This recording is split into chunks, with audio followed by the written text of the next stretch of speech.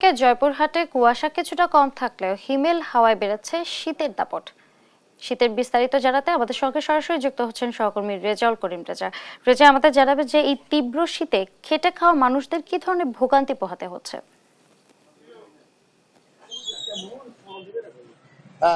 ধন্যবাদ। আমি এখন দাঁড়িয়ে আছি জয়পুরহাট শহরের জিরো পয়েন্ট। এটা হচ্ছে কেন্দ্রীয় মসজিদের চত্বরে আর কি।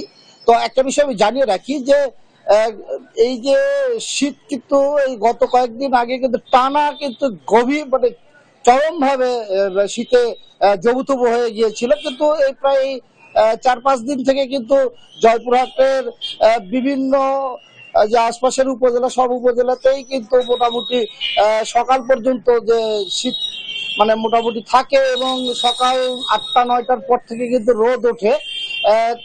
কিন্তু যে সাধারণ যে এখানে যে কৃষি নির্ভর এলাকায় কিন্তু সকালে যে আলু লাগানো হয়েছে, কৃষকরা আলু লাগানোর পর যে আলু পরিচর্যা সকাল থেকে করে। তো এতে কিন্তু কৃষকরা যেটি জানিয়েছেন যে সকালের দিকে তারা কিন্তু খুব মানে ফজরের নামাজের পর থেকে তারা কাজ শুরু করে।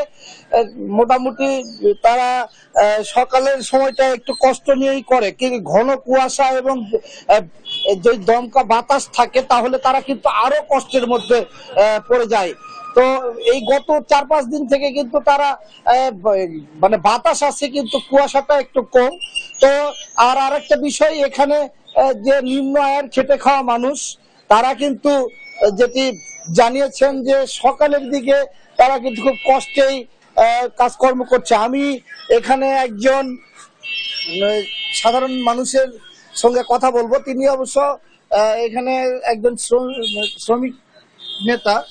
তো তার সঙ্গে আমি কথা বলে জানতে চাই শীতের প্রকোপ বা শীতের অবস্থা নিয়ে। আপনারা তো শ্রমিক নিয়ে কাজ করেন, তো কি অবস্থা? ধন্যবাদ দৃষ্টিবিকে। জয়পুরহাটে গত এক সপ্তাহ যাবত যে পরিমাণ শীত পড়ছে, শ্রমজীবী, কৃষিজীবী, শ্রমিক ভাইয়েরা খুব কষ্টের মধ্যে আছে। আমি আল্লাহ পাক দরবারের কাছে শুকরিয়া আদায় করি, শীতটা খুব দ্রুত চলে যায়, খেটে খাওয়া মানুষ স্বাচ্ছন্দ্য বোধ করে জীবিকা নির্ভর করে। ধন্যবাদ দৃষ্টিবিকে। তো আরেকটা বিষয় জানিয়ে রাখি যে এই যে এখানে যে সাধারণ যে শ্রমিকরা আছে, এই শ্রমিকরা কিন্তু বেশি কষ্টে আছে। রিক্সা শ্রমিক, ভ্যান শ্রমিক, অটো শ্রমিক, পাশাপাশি যে দিন মজুরগুলো যারা প্রতিদিনই কিন্তু নিম্ন আয়ের মানুষ, তারা কাজ যারা প্রতিদিনই কিন্তু 400-500 টাকা কাজ করে, তারা কিন্তু অনেক সময় কাজও পাচ্ছে না।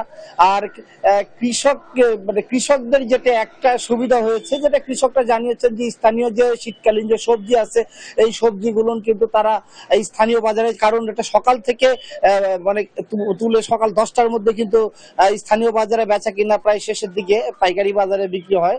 তো সব মিলে বলা যায় যে কৃষকরা মানে মোটামুটি এই এক সপ্তাহ থেকে কিন্তু সরবরাহটা একটু ভালো করতে পারছে।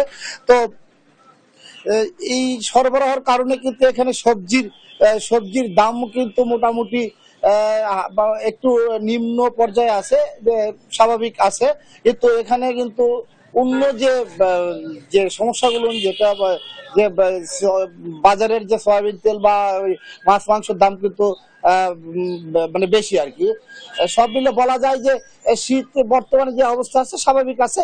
আজকের যে স্থানীয় আবহাওয়া অফিস নেই, নওগাঁ জেলার বদলগাছি উপজেলা পাশের উপজেলা, আমাদের জয়পুরহাটের পাশের উপজেলার আবহাওয়া অফিস যেটি জানিয়েছেন সেটা হচ্ছে যে 12.00 সর্বনিম্ন তাপমাত্রা। এই ছিল আমার জয়পুরহাট থেকে শীতের পরিস্থিতি নিয়ে সর্বশেষ।